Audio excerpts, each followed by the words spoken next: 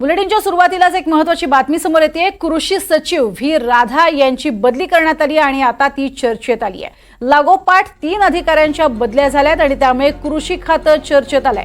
कृषी मंत्री धनंजय मुंडे यांच्या मंत्रालयात 300 कोटींचा घोटाळा अपहार झालाय असाही आरोप आता होऊ लागलाय।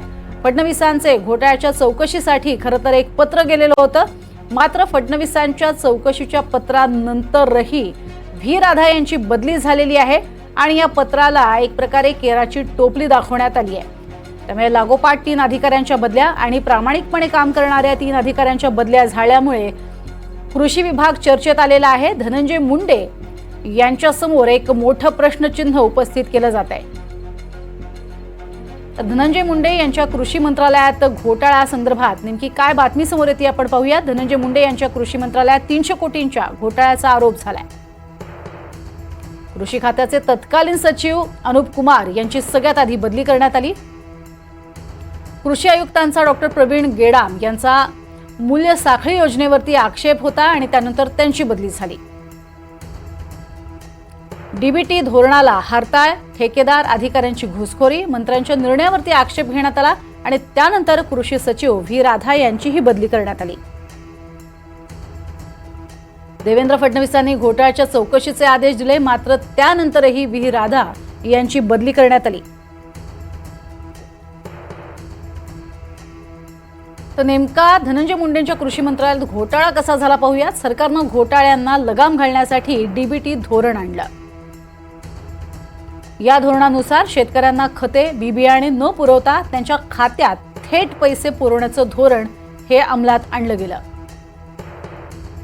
कृषी मंत्रालयातल्या काही अधिकाऱ्यांनी मात्र ठेकेदारांच्या मर्जीनुसार धोरणाला हरताळ फासला। शेतकऱ्यांच्या थेट खात्यात जमा होणाऱ्या अनुदानावरती डल्ला मारण्यासाठी नवीन जीआर काढण्यात आला। नव्या जीआरनुसार डीबीटीला टाळून शेतकऱ्यांना तातडीनं बियाणं, खतं, कृषी अवजारं पुरवण्याचे आदेश काढण्यात आले। तर हा नवा आदेश उपसचिवानं काढला। यामुळे शेतकऱ्यांना थेट मिळणारं अनुदान पुन्हा ठेकेदार आणि इतरांकडे वळलं। कृषी सचिव व्ही राधा यांनी या सगळ्यावरती आक्षेप घेतला आणि त्यातूनच त्यांची बदली झाल्याचा आरोप होतोय।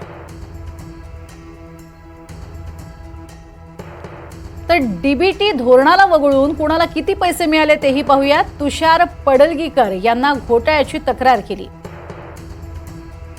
9 मे रोजी पहिली तक्रार ही दाखल करण्यात आली।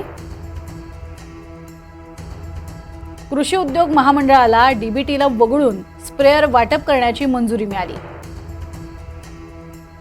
4 निविष्ठांसाठी पैसेही दिले गेले। तर कृषी स्प्रेअर पंपासाठी 81 कोटी दिले गेले। त्यानंतर नॅनो युरिया आणि डीएपी साठी 150 कोटी दिले गेले।